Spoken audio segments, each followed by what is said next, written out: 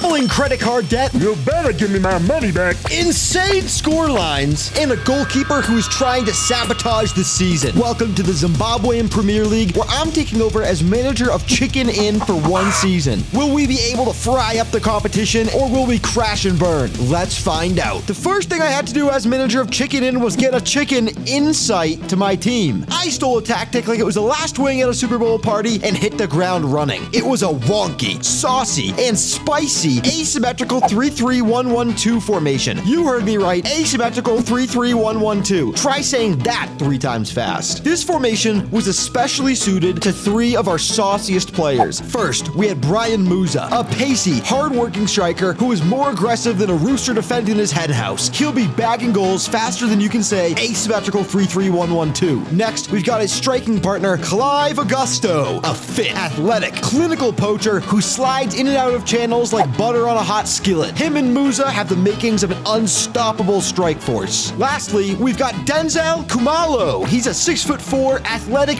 beast in our midfield. He's a big boy. He'll be cock blocking the other team like no other on defense and dictating the rhythm of play on offense. An absolute stud. Our team was definitely not without holes though. We had a few weaknesses that desperately needed addressing, namely on our flanks. We had next to nobody who could play wingback on our squad, and for a team named Chicken Inn, you'd think we'd have a bit more wings, but I guess not. Regardless, we could definitely use a couple right backs, left backs, and a new central defender, and maybe a CDM if we've got cash left over. But speaking of cash, we had a teeny-weeny problem. We only had $49,500 of transfer budget and $0 for payroll. Zero. You heard me right. What am I supposed to do with that? Hey, better give me some money or else I'm gonna be an angry little manager. I immediately badgered our board for more payroll wiggle room, but was met with a big fat no in response. This is gonna be impossible. I decided to take matters in my own hands. I mean, they did give me the company card after all. With limited funds, I hit the free transfer market harder than a rooster crows at the crack of dawn. And shockingly, I was pretty damn successful if I do say so myself. And I do. I managed to make 4 crucial signings. First, we've got Bakar Ball, our new starting left wingback. He was more well-rounded than a full moon on a clear summer night. Jack of all trades, master of none. A fantastic signing. Next, there's Alicia Moroa.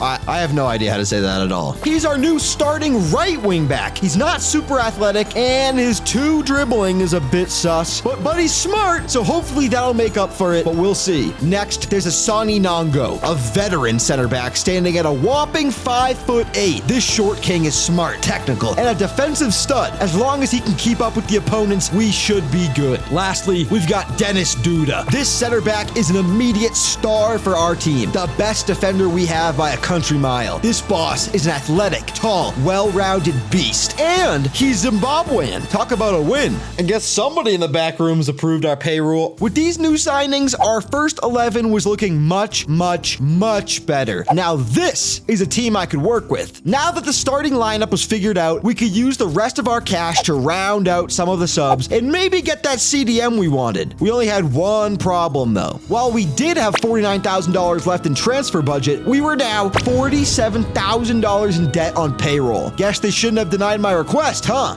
Beautiful. Well, I still had the company card and a bit more damage to do. With deadline day looming ahead of us sooner than I expected, I went into panic mode. I hit the transfer market harder than a twister tearing through Tornado Alley. I managed to make one final signing before the company card went dry. We signed Anelka Shivandir, a winger who is a clinical finisher, pacey, technical, and determined. He wasn't the center defensive mid we needed. He'd likely be an impact player off the bench, but he was a welcomed addition nonetheless. After this signing, I returned to an email in my inbox. Brickley, my boy. What in tarnation you reckon you're doing? You hear? I done caught wind you've been running up a tab fit to scare the feathers off of the chicken. All of that there company card. Now, son, best be moving your biscuits and get to selling some of them players and rustle up some funds for the old colonel. Don't make me get out the disciplinary spices, if you know what I mean, and it won't be finger-licking good. Yes, sirree, or else. Yikes. Sounds like someone is a little bit upset. Nonetheless, we had some offloading to do. We offloaded Zinge, Malanga, and Charamba. 3 players and 3 fewer salaries we had to pay. I readjusted the budget and righted my wrongs, giving Mr. Sanders his money back. I hope that made the board happy, you jerks. With no money left and deadline day right ahead of us, we registered our squad, locking in our team of big, sweaty Zimbabweans for the season. It was time to get to work. I'm digging it. I'm loving it. You know what I'm saying? Let's get this season started. The season started off with a bang against Black Rhinos. We manhandled them in a 6-2 banger. Not only that, it seemed like our strategy was paying dividends, as Musa and Augusto both got hat tricks. I think Bunny could use a little bit of chicken for herself. Isn't that right, Bunny? Booyah! Next, we squared up against ZBC Kariba for a much closer match. While this match was tighter than 2 peas in a pod, we pulled ahead and yucked them up 3-2. Woo! Hoggers. Then we took it to Yada Stars FC. We sucked, glucked, and clucked them up in a spicy 6-2 match where Kumalo scored this absolute dinger. Oh my god, that was damn near from half. We seemed unstoppable, like a goal-scoring machine. And oh boy, did we keep this train moving. But it wouldn't last forever. Well, at least until the incident. Ooh, ominous foreshadowing. But for the meanwhile, we returned to the Premier League against Green Fuel. We smoked Green Fuel like it was a little jazz cigarette in an epic 7-0 ass clapping. Our highest scoring game yet, but not for long. Well done, boys. That's the way to show 'em. Next, we had a much tighter match. A real butthole clencher. We grinded out a 2-1 win against Twange. Not our best work, but a win is a win. After that, the big Zimbabwean lads kicked it up a notch. We squared up against Cranmore Bullets. I don't know what was in the water that day, but by golly, our boys played like they were juiced to the gills. We absolutely mopped the floor with them in a brutal 8-2 thrashing. 8 goals? Mamma mia. 8 goals? Are you kidding me? Slap my ass and call me Jimmy. I was giddier than Granny with a winning bingo card. We were on top of the world, but not for long. In our next match, we lined up against Torrentals, and I gotta say, they might have the best color jerseys I've ever seen. I mean, look at them. Look at that pink. Nonetheless, they gave us a run for our money in a tight 2-2 tie. A tie is I'll take a tie. Not ideal, but we were still undefeated, right? After this, we played Highlanders in a match closer than your mother and I. No. But this was not our day. Highlanders managed to do us dirty in a devastating 2-0 win. Yo, he just went right by him. Oh my god, we gotta do better than that. I could smell our form beginning to dip from a mile away. I couldn't let that happen. I tossed the water bottle like a fastball and gave those lads a piece of my mind. I didn't need this water bottle anyways. Yeah. The lads got the message loud and clear. And just in time as well, as our next match was the second round of the Zimbabwe Cup against Triangle United. By the way Triangle United played, you'd swear they liked watching us score. We slapped and clapped them 5-1, advancing to the next round. 5-1 ain't nothing to scoff at, baby. But it didn't stop there. Triangle just couldn't get enough of seeing our big, saucy Zimbabwean lads bang in dingers. We rematched them right away in the Premier League and once again beat them like they owed us money. They sure like watching us score goals on them. They must be big fans. Before the next round of the Zimbabwe Cup, though, we had 4 easy-peasy Premier League matches to gluck on through. First, we shucked Ngezi Platinum 3-1. Boom! Then we yucked Manica Diamonds 4-1. And just look at this free kick from Musa. Lordy. Tasty.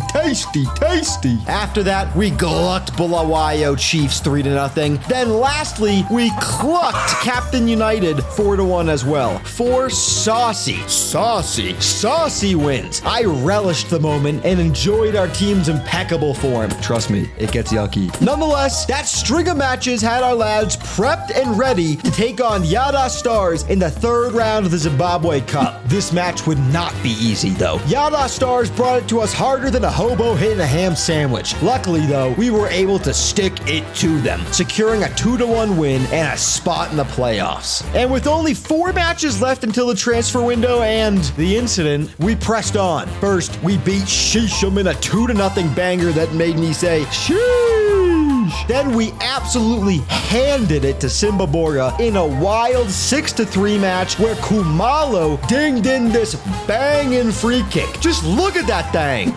No way. That was insane. Next, we socked Torrentals 3-1. Then lastly, we beat down Black Rhinos in a spicy but clinical 3-0 match. Spicy, spicy, spicy.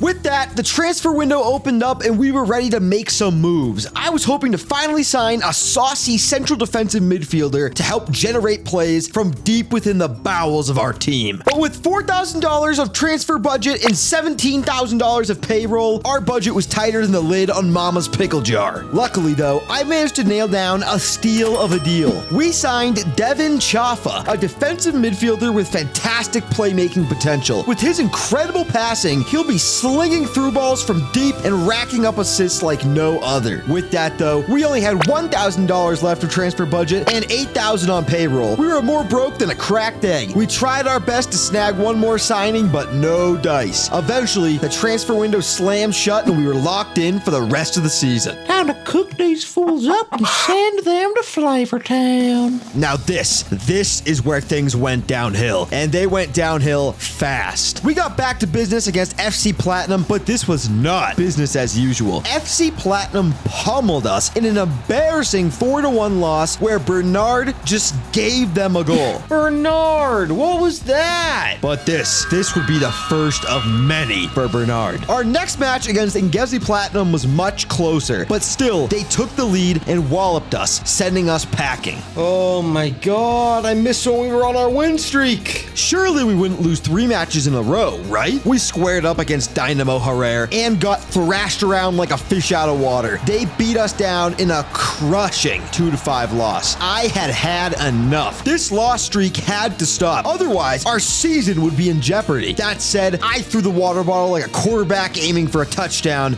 and we moved on. Take this. Yeah. With 3 matches left until the Zimbabwe Cup quarterfinal, I hoped and prayed that the boys would get the message. Clearly, though, they weren't listening. Our next match was against Manica Diamonds. Once again, Bernard decided to literally throw the game. You gotta be better than that, Bernard. You can't just be walking around willy-nilly in the box. They beat us 3-2, a match that we could have at least tied if it weren't for Bernard. He'd been a good goalie this whole season. What happened? After that, we faced Wayne and were slapped and clapped in another 3-2 spanking. All right, well, that was a pretty good free kick. I can't be too upset about that one. This was starting to get ridiculous. With 1 match to go until the cup, we squared up against Bulawayo Chiefs. Augusto was on fire this game. Thanks to him and a spicy hat trick, we managed to win 3-1, but not without Bernard trying his damnedest to sabotage the game. What the heck? Regardless, I was hoping that the boys, minus Bernard, would take the small shimmer of decent form into the cup quarterfinals. Despite our team's best efforts, this was not our day.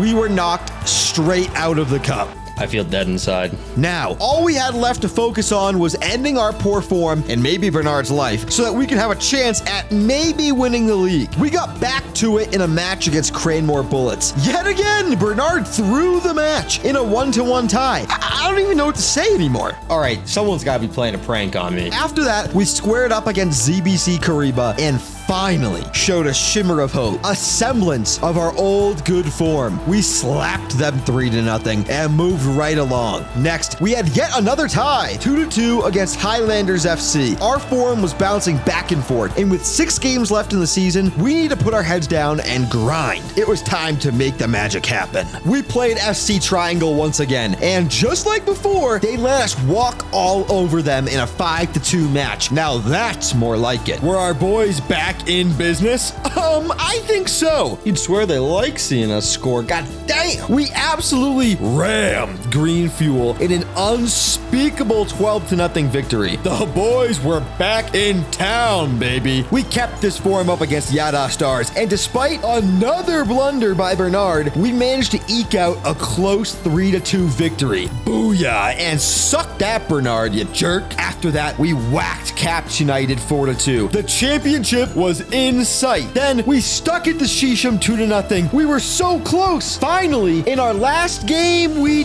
tied FC Platinum 1-1. But it didn't matter, because we won the league, baby. Bazinga! We did it!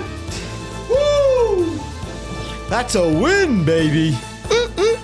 Time to treat myself to a nice little chicken. Now that tastes like sweet, sweet victory, baby.